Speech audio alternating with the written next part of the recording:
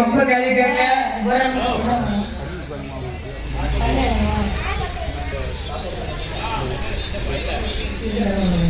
அப்படி இருக்கும் பொழுது அதாவது ஆண்டவர் பகவானவர் அம்மா தான் பகவானே ரொம்ப நாள் ஒரு சந்தேகம் இருக்கு.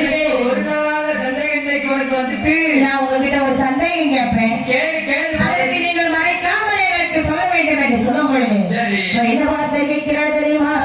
சந்திரங்க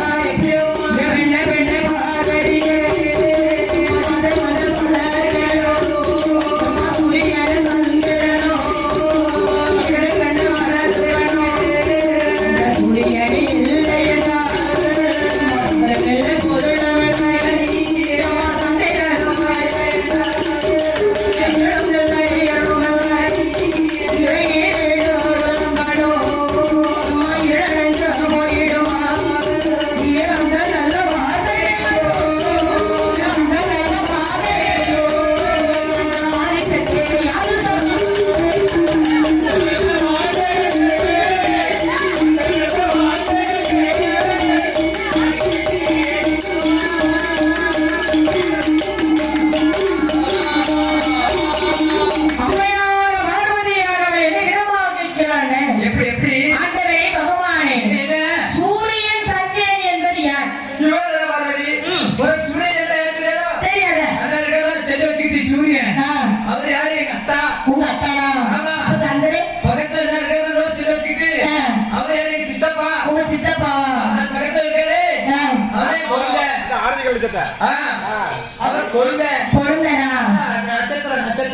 நட்சத்திரமா?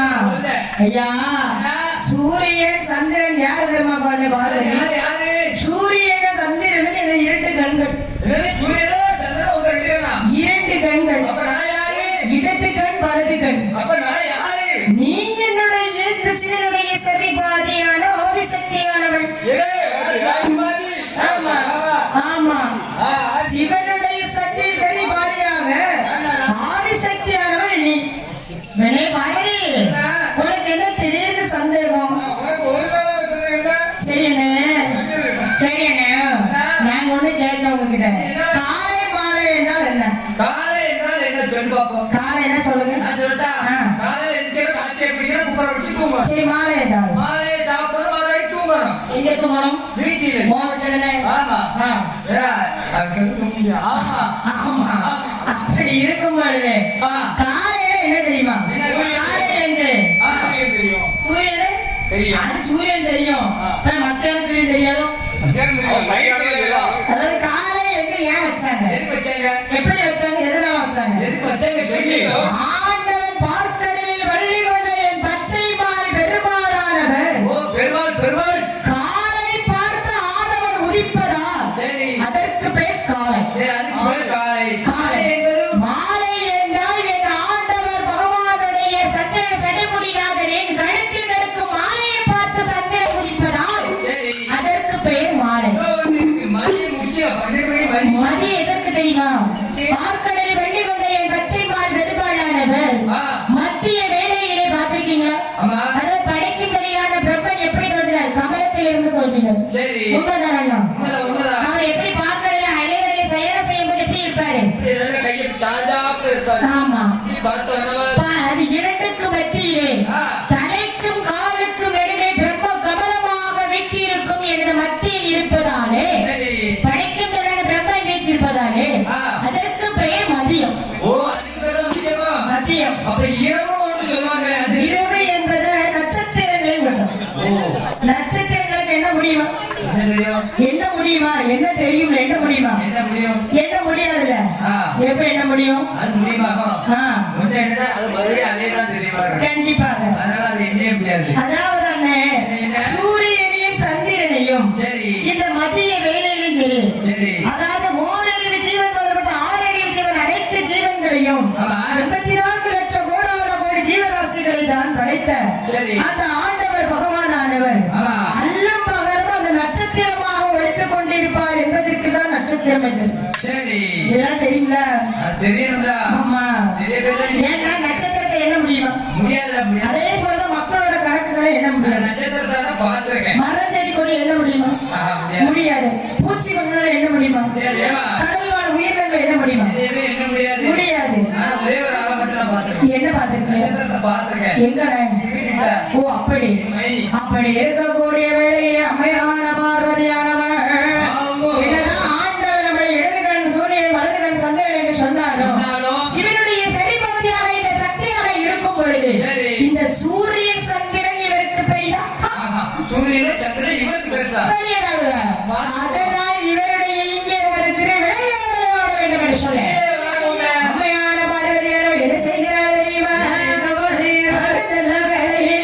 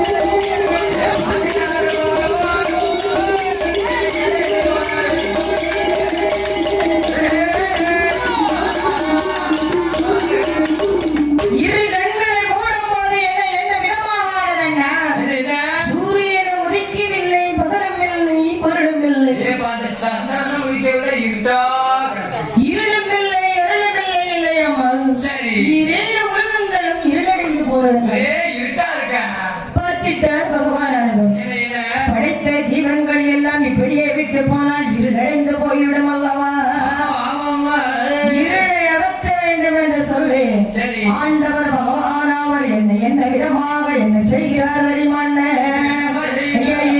உலகத்திற்கும் கொடுக்க வேண்டும் என்று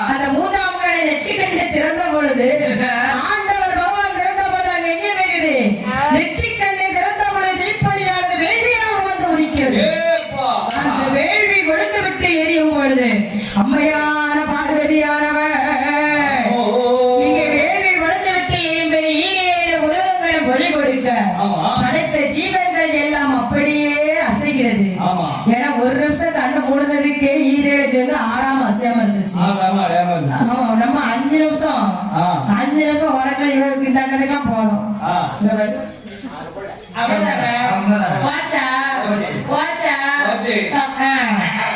பார்த்தா சரி காலையில பொங்கல் தான் அப்படி இருக்கக்கூடிய வேளையிலே ஆண்டவர் பகவானான மூன்றாம் கண்ணை திறந்த பொழுது உலகத்திற்கு மொழி கொடுக்கு ஆண்டவர் பகவானானவர் அந்த விதையிடத்தில் அம்மையான பார்வதியானவர் ஐயா பகவான பரம்பொருளே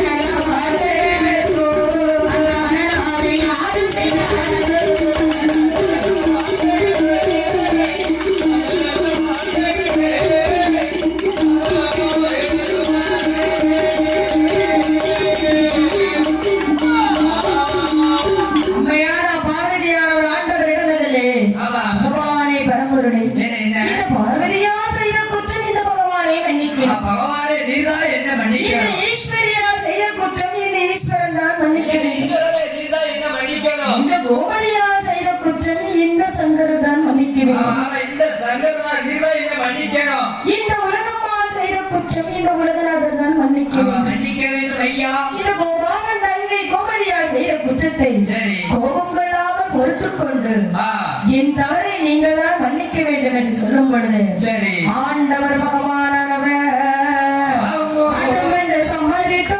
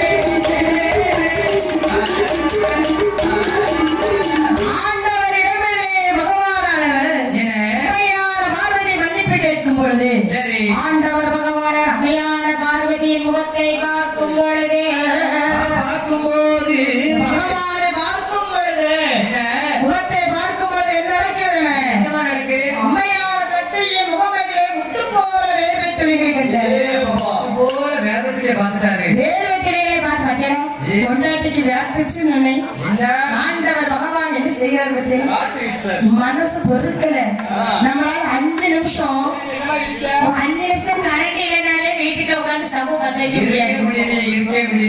முடியாது அப்படி இருக்கும் பொழுது பார்வதியானவன் இந்த வேள்வியில வேள்வி வெக்கத்துல அம்மையார பார்வதியின் முகமெல்லாம் முத்து போற வேகத்தில் பார்த்துட்டார் ஆண்டவர் பகவானானது இந்த வேகத்துடைய பூமி எங்க போறவானால் இந்த பூலோகம் எல்லாமே அழிந்து விடலாம்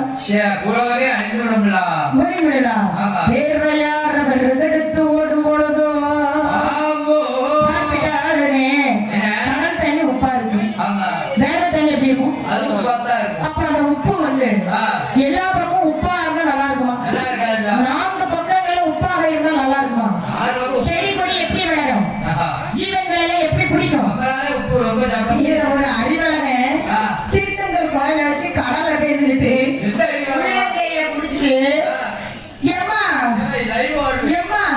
கடல் தண்ணி உப்பா இருக்குமா அப்படிங்காரு குளம் நினைச்சிட்டாரு ஆட பக்க பையொழிய கடல் தண்ணி உப்பு எல்லாம் பண்ண சீனி பட்டையா வரும் என் அண்ணன் என் அறிவு கேட்ட அண்ணன் தங்கச்சிக்கு இருக்க மூட கூட அண்ணனுக்கு இல்லை கடலை பார்த்திருக்காரு அவர் அன்னைக்குதான் கடலை பார்த்திருக்காரு தண்ணியை பார்த்ததும் எப்பயும் போல தண்ணி இடிக்கதானே செய்யும் அப்படி உப்பா இருக்கேன்னு கேட்டாப்ல அப்படி இருக்கக்கூடிய வேளையிலே அம்மையான பார்வதியானவர் இந்த வேர்வத்துடைய ஆறாக பெருக்கெடுத்து ஓடியனானால் இந்த வேர்வையான பூலோகம் எல்லாம் அழிந்துவிடும் அதனால் இந்த வேர்வையான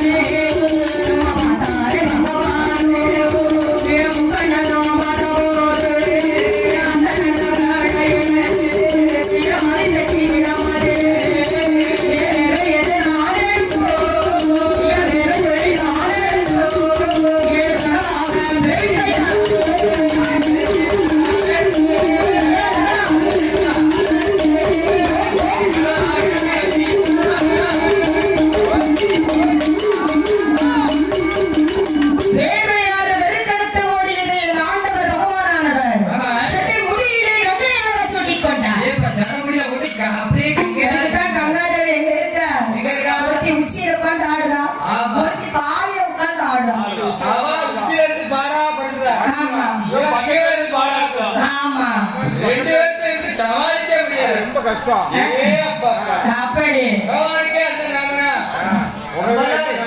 மக்களுக்கு என்ன நிலைமை என்ன நிலைமை தெரியல அப்படி இருக்கும் பொழுது அம்மையான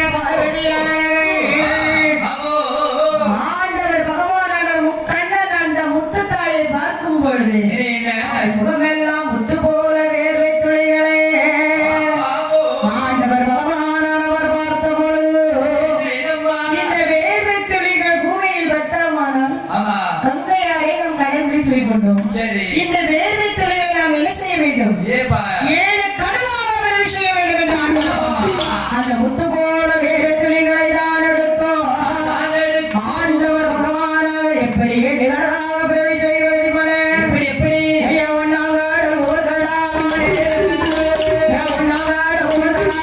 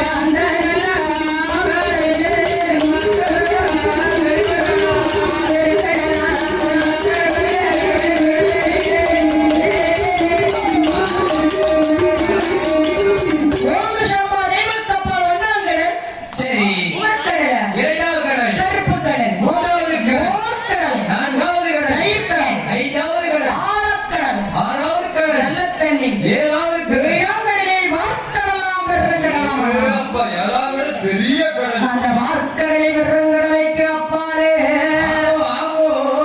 அங்கே ஒரு நாடு இருக்கிறது தெரியுமாண்ணே?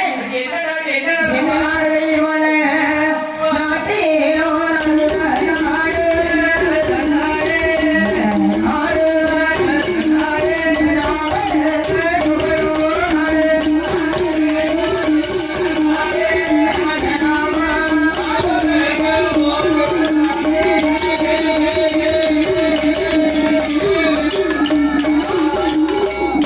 நாட்டிலே நல்ல நாடு, நாவலர்கள் புகழும் நாடனே. அப்பேற்பட்ட நாடு என்ன தெரியுமாண்ணே? இந்த கோட மழை பொழியும் நாடு, இந்த வேஷம் நாடு, மழை பொண்ணு மழை பொழியும், மழை பொண்ணு போகலையும், மணிக்க வண்ணம் பாறையிலே, மாணிக்கம் சொல்லி சொல்லிக்கும், நகலோகம் பண்டாரமா, நகலோகம் பண்டாரமா, அங்கே யார் யாரு ஆடுவாரு?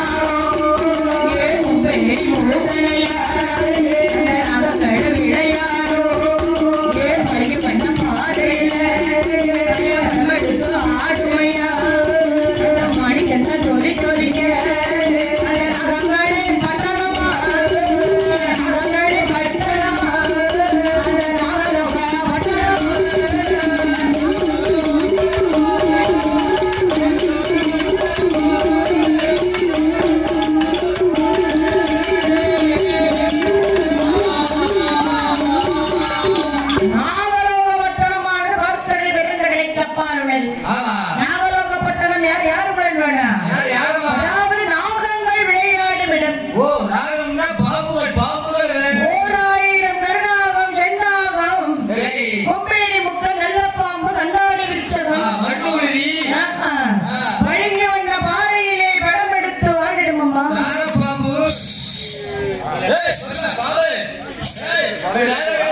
ஆமா, பளிங்கு வண்ண பாறையிலே படம் எடுத்து ஆடுமங்க. சங்குநாதம் தான் முழங்க, நாகம் மாணிக்கம் ஜொலி ஜொலிக்க நாகலோகப்பட்டணத்தில், நாகலோகப்பட்டணத்தில் யார் யார் ஆண்டு வருகிறார் தெரியுமாண்ணே? நாகலோகப்பட்டணத்தில், நாகலோகப்பட்டணத்தில் நாகராஜ நாகக்கண்ணே நம்முடனே வாழ்ந்துவாரா, நம்முடனே தேவையுமா, நம்மோடு வாழ்ந்துவாரா, மன்னவரோடு நம்பியுமா, தேவியுமா, தேவியுமா, தேவியுமா, கையோடு வாழ்ந்துவாரா, வாழ்ந்துவாரா, வாழ்ந்துவாரா, தேவியுமா, தேவியுமா,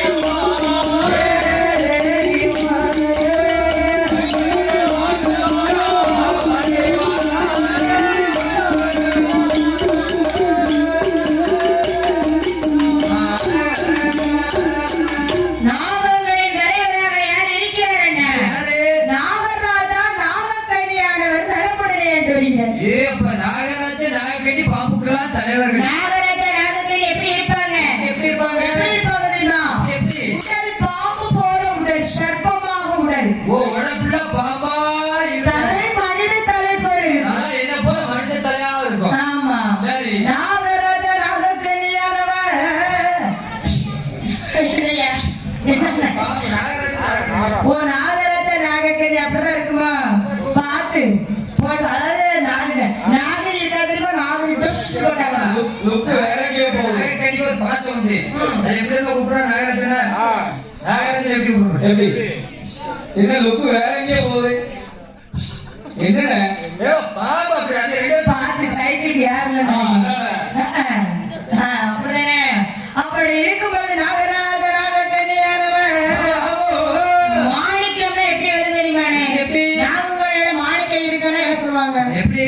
மாணிக்கம் எப்படி இருக்கு? கடையில வருதா? மாணிக்க கண்ணல இருக்கு. கடையில இருக்கா? ஒரு மாணிக்கம் இருக்காரு. யோ மாணிக்கன்னா அது இல்லைண்ணே. மாணிக்கம் எப்படியாரும் மாணிக்க விடுவோம் மாடியில இருக்கோம் அதாவது நாகங்களின் மாணிக்கம் சொல்லுவோம் தெரியுமா? ஆமா. நாகங்களின் மாணிக்கம் ஒரு துளியாக இருந்தாலும் அந்த ஒரு இடம் எப்படி இருக்கும்? இருக்கும் ஆமா, அது வந்து அந்த வெளிச்சம் எப்படி இருக்கும்? 8 திக்கும் வரைக்கும் பிரதிபலிக்கும். அந்த மாணிக்கம் எப்படி வருது? எப்படி வருது? அதாவது நாகங்களோட எந்த ஒரு நாகம் சரி. யாரையும் தீண்டாமல் சரி. உயிர் வாழும் வரை யாரையும் தீண்டாமல் உயிர் சாக போற நேரத்துல சரி. அந்த விஷத்தை தொண்டையிலிருந்து கக்குவது மாணிக்கமாக முடியும். அப்படியா பாபா? ஆமா. எனக்கு ஒரு அண்ணன் வேற மாதிரி சொன்னாரு. என்ன சொன்னாரு? நாகமும் பின்னேல அது வாங்குமா அது நாகம் வந்து ஒண்ணுமா என்னது? நாகம் அதாவது இந்த பெண்ணிய வைரமா அது வெள்ளி அவருக்கு அப்படி சொல்லியிருக்காங்க என்னங்க நடக்குது? அப்ப உங்களுக்கெல்லாம் என்ன? உங்களுக்கெல்லாம் என்ன? வரமா அந்த அக்கா உட்கார்ந்து அழகா சாம்பார் வச்சு அவியல் வச்சாங்க பாருங்க. ஆமா. அது சாம்பார் தான் பாட்டு பாட்டு வெறும் தயிரையும் முள்ளையும் வச்சிருக்கணும். சரி சார் ஆமா. அக்கா வச்ச சாம்பார் சரி, அப்படி இருக்கட்டும். சரி. அப்படி இருக்க